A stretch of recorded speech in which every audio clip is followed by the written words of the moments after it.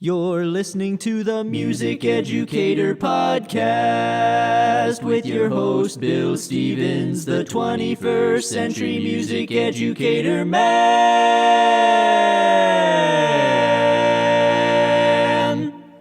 Podcasting from beautiful Leesburg, Virginia. Welcome to the Music Educator podcast, bringing you the latest tips, tricks, and practical advice you can use tomorrow.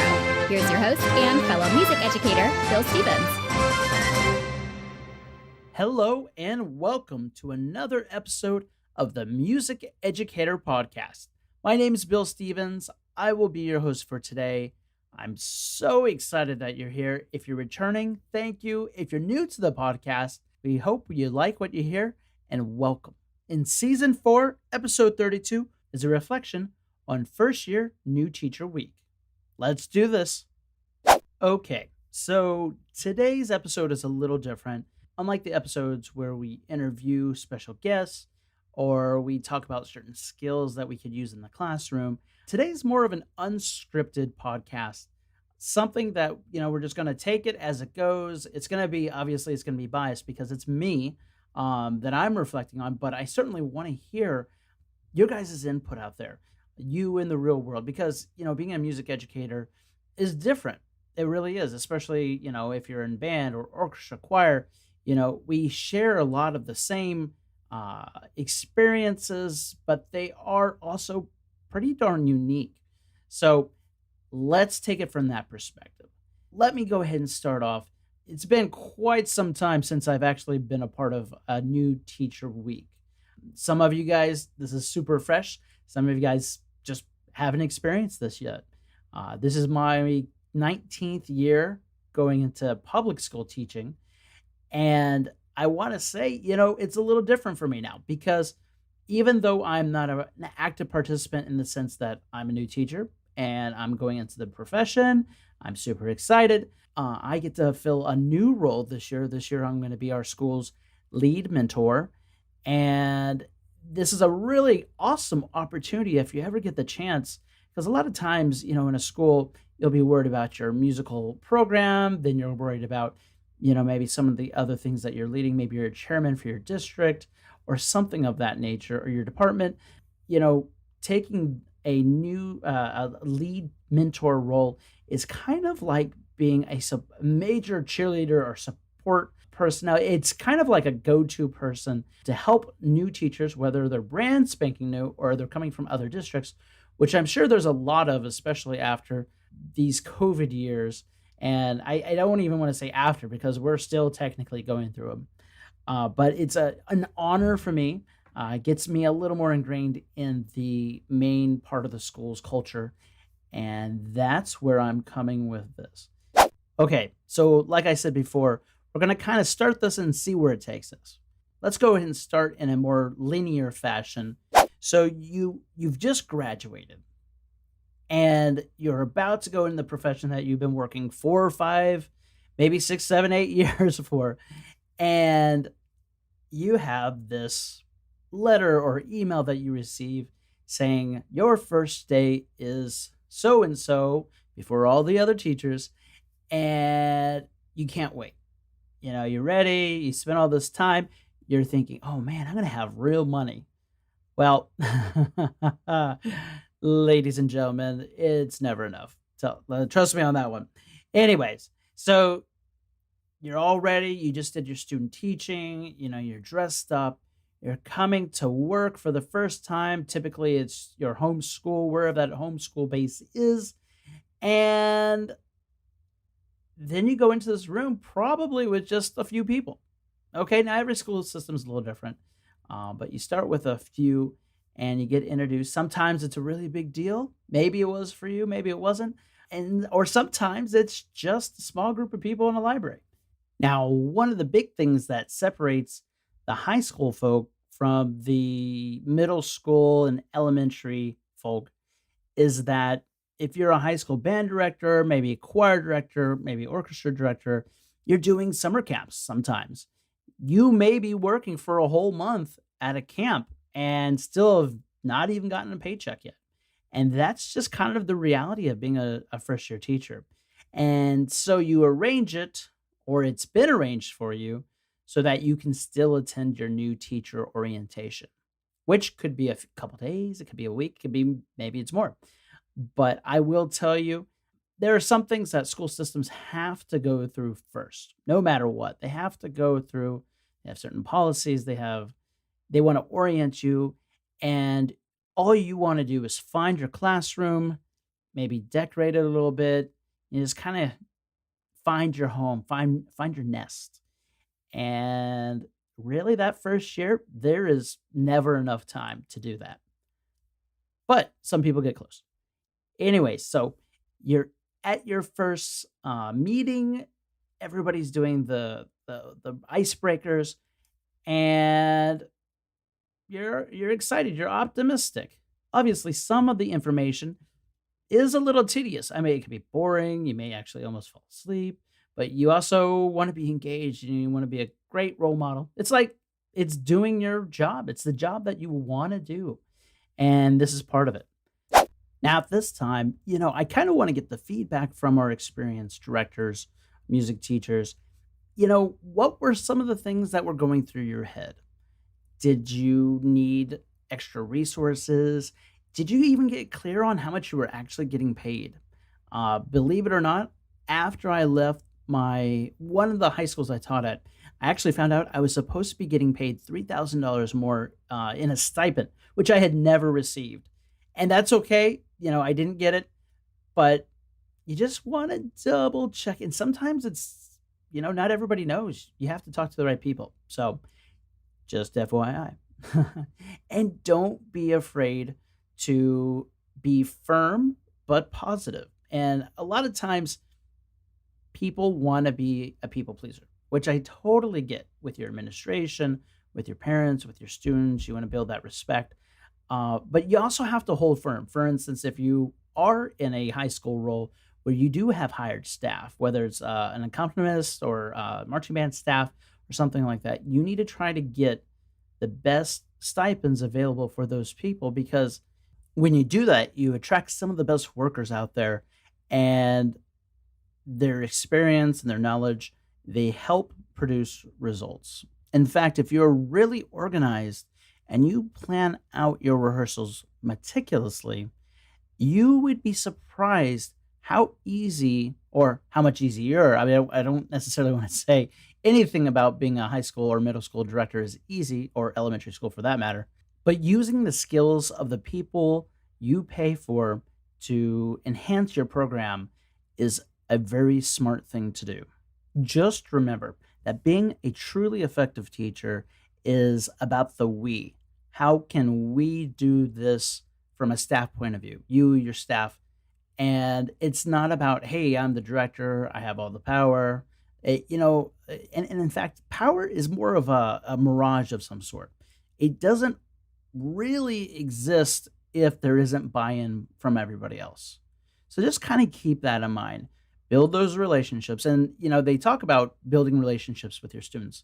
That is so important, because that's really where the effectiveness comes in. That's where the attention comes from. If you're worth listening to, they need to be able to respect you, at least at the very minimum. Okay, so let's go ahead and redirect the conversation just a tad, so that we stay a little more focused on the new teacher. So we've talked about, things that might happen even before new teacher orientation. You're learning, your school, you get your keys, they take your picture for your badge, and all of this is coming into play. You do get some free time to maybe decorate your room a little bit, but it's like I said, it is never enough. And please, especially if you're like me, actually, I never spent enough time decorating my room. There are awards, there's equipment everywhere. There may not actually be a lot of wall space. Okay, so you got to choose what you put on these walls strategically. Now, the big thing I want you to be aware of is the mass majority of students function better under structure. Okay, there's always the exception. And yes, music students do tend to be more of a cream of the crop kind of situation at times, but I would recommend having some kind of procedures. Okay, policies and procedures, if you ask me at least, are the most important thing in the beginning of the year. I know, a lot of people do teach, go over the syllabus, and a lot of people want to start playing or singing on day one. And that's great. And you can still do that. But, going over the rules one time on the first day of school, that just doesn't work at least, I've taught grades 5 through 12, and that doesn't work. Not if you truly want to have a group that can master what you're trying to accomplish, you're just opening yourself up. So as a new teacher, policies and procedures, I would even say maybe take 2 weeks, a little bit of class every day, practice what you do. If don't expect them to be able to do certain things if you've never taught them or if you've never practiced them up to mastery. Okay, maybe it's not exactly absolutely perfect, but you can't expect something to get better if you don't practice it. And as musicians, we all know that. So we talked about the idea that you have to practice something before it really gets good. So now I want you to think about this. As a new teacher coming in, is your schedule full of ensemble members? Okay, really think about that. I mean, are you all band? Are you all choir? Are you all guitar? Whatever. If not, which a lot of music directors are not full time performance ensembles, they may have fine arts survey, they may have, maybe a music technology, guitar. I mean, who knows? There's all kinds of other, what I like to consider secondary music classes. It may not be our focus at the school, but we teach maybe more general ed students. And this is the thing you need to be aware of. Like, for instance, my band students, they've been in band for a minimum of 2 years before they ever even reach me. Okay. So that's 2 years of going through policies and procedures with another similar type of teacher. If you have students that have never been in a music class, and perhaps, you do have a beginning performance ensemble, or maybe you have a fine arts survey or music tech, you have to start that routine all the way from the beginning. So never, ever, ever underestimate the need to access prior knowledge and then introduce and just practice towards mastery and give formal and informal assessments. Okay. And that doesn't have to be like academic. That can be like, okay, behaviorally or just some kind of skill that they can do, a lot of kinesthetic type work. So getting back to the new teacher, I told you this is kind of off the cuff. Going back into the new teacher week, you're gonna meet your department eventually. You're gonna meet the central office supervisors, perhaps. You'll go through some training. You may do some literacy work. There may be meetings where you're like, well, how does this even apply to me? And yes, I've been through some of those. And it has taken me some years to truly understand, well, actually, yes, it can apply to me. For instance, the whole issue with literacy. Okay, well, it's like I came to teach band, right? Or choir or whatever. And yes, I am teaching music literacy, but think of it like this. Think of yourself as a learner, the big picture. Okay, if you can't read, you can't really read books, right? If you can't read books or you can't do something, try to follow me because I know there's exceptions to everything. You have a very difficult time learning. And it's kind of like teach the person to fish rather than catching the fish for that person. They'll live a lot longer. Well, it's the same idea. All right. And I guess I didn't 100% truly understand that until I was a graduate student. And it is so true. So true. So little tidbits, completely appropriate. Do not overcomplicate this for your students. Okay. I'm a 43-year-old man and I still like to keep things simple. Okay. I like to say I'm smart, but maybe someone disagrees. It doesn't matter to me because I'm confident in what I do, but I do like it simple. It's easier to follow, it's easier to communicate. And again, we take the small parts, we put them together, like in a performance ensemble, and we synthesize some musical piece of art. Okay, so think about that. Simple to more complex scaffold as you teach. Back as a new teacher, you probably want to change the world, and you probably want to change the world with your group all in the first year. You want to be the teacher of the year. Keep things realistic, step by step, little chunks, little successes build up to great successes. Okay, so talking about going into this new teacher orientation, at the tail end, you're probably going to be learning about your mentor. And maybe not as much as someone that has taught and is going into a new school system. But for those of you that are brand spanking new, you are as fresh can be as a new teacher, be sure to develop a positive relationship with your mentor. Reason being, that mentor can share so many experiences. And, as a first year teacher, you're going to make mistakes. You're going to make a lot of mistakes. Just accept it. It's going to happen. Okay. But if you can learn from others, and your mentor is meant to be there as a guide, and you get to know them pretty well, you build a positive relationship, they'll probably let you know more about things that maybe they're not so proud of.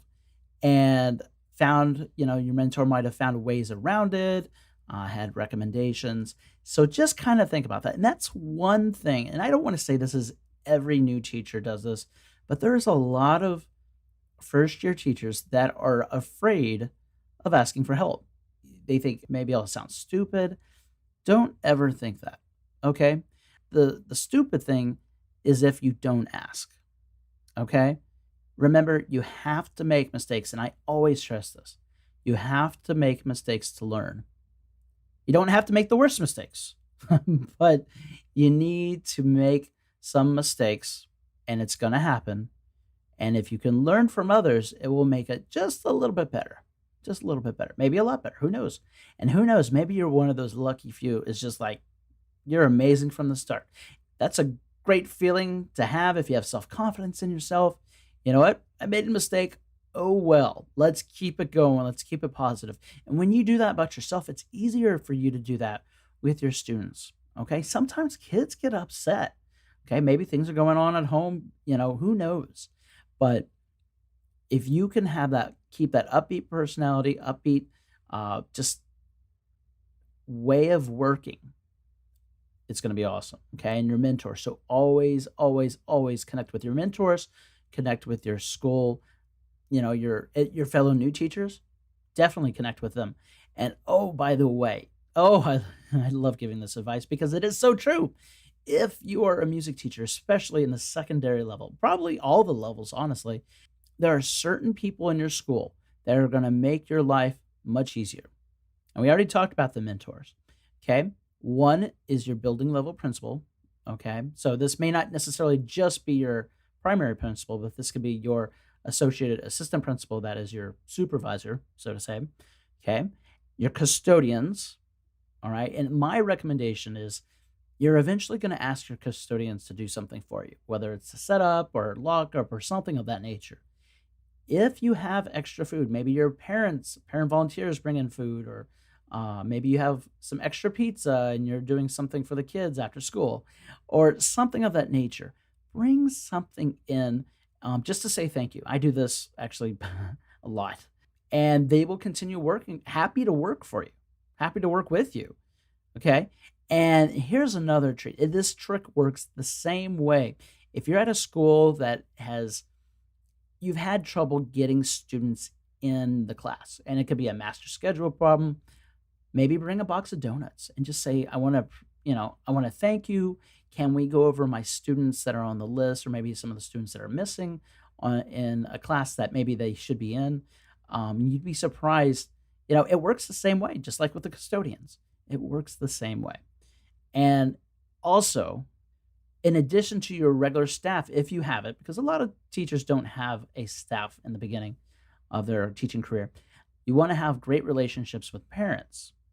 I'm not saying students isn't important, but parents. Now, you're going to find that a lot of times with your parent volunteers, you also have the 20-80 rule, where 20% of your parents do 80% of the work. So just FYI, you want to keep things positive. You don't want to not communicate with people.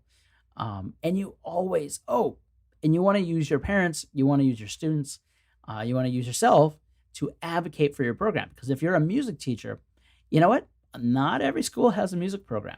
Unfortunately, that's becoming a sad truth when we're going through a recession or times get tough. Okay, so you want to advocate. If a kid gets into an honor band, advocate. Maybe you can get them recognized on a school board meeting. You want to put it in the newsletter. You want to have, they say it over the intercom in the mornings or in the afternoon, something, any kind of success that you can publicly display. And obviously, you want to have permission.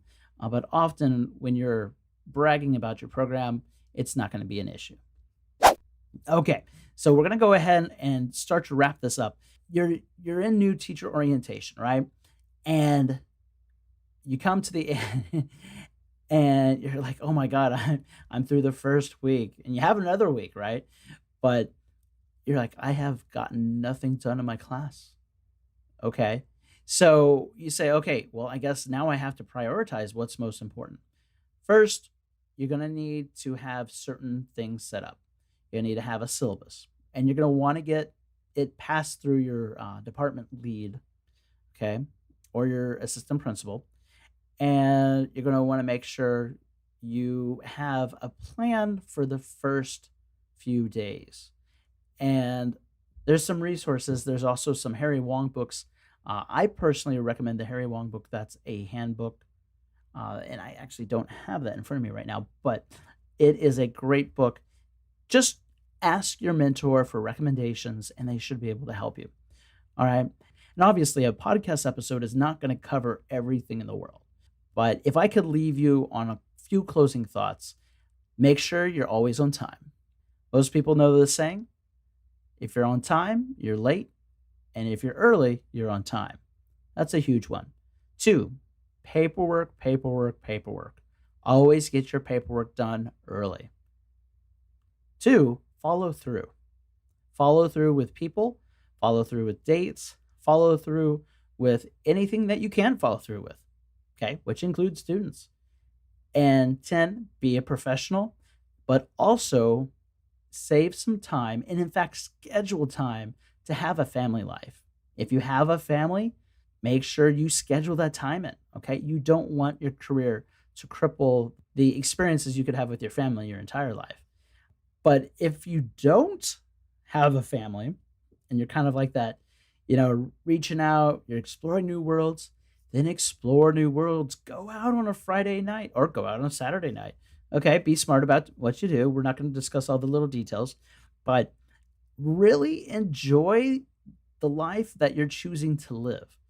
And, give it a chance. Go through your school year. Give it a chance. If you really do not like your school situation, then you have the option to apply somewhere else. Or you can choose not to do the profession. One of the disservices you can do to the profession is staying in a job you don't enjoy doing. Okay? Teaching is a calling. Music teaching is a huge calling. And like I said, you got to make mistakes. You got to make mistakes to learn. But the joy you get from all the hard work. I mean, basically think of it as when you were a student and you were performing and you worked really, really hard for a great performance. Well, now multiply that by 10. Okay, you're a teacher, you're in charge of 100 people right in front of you all at the same time. So you're kind of responsible for everything, but find the tricks of the trade and you will make it happen. And you'll love yourself for it, and you'll love your students for it. That is all the time we have for today. I want to thank you again for joining me for another episode of the Music Educator Podcast. It is a true pleasure to share this craft with lovers of music and educators like you. If you found value in today's episode, please feel free to leave a review and rate us on the Music Educator Podcast app, Apple Podcasts, or any other podcast aggregator. Also, please consider supporting the show by becoming an official Music Educator Podcast member or advertise with us on the podcast. Information for this can be found in the show notes. Thank you again for joining us today, and I hope you can join us next time. Have a great week, everyone. Thank you for listening to the Music Educator Podcast. For the latest tips, tricks, and practical advice you can use tomorrow. You can subscribe to our podcast on every podcast aggregator or download the Music Educator app for free in the Apple or Google Play app stores. Furthermore, visit our blog at www.bandbuzz.org for additional music education resources. We will see you on the next episode of the Music Educator podcast. And remember, music can change the world.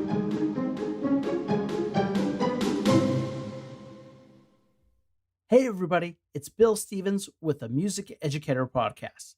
See this episode's show notes for a unique promo code from the Music Educator podcast to get up to 2 months of free podcasting service with Libsyn. Get your show on Apple Podcasts and Spotify anywhere you want. Get critical stats to help you grow. Find all the tools and support you need to sound your very best. You can even do video.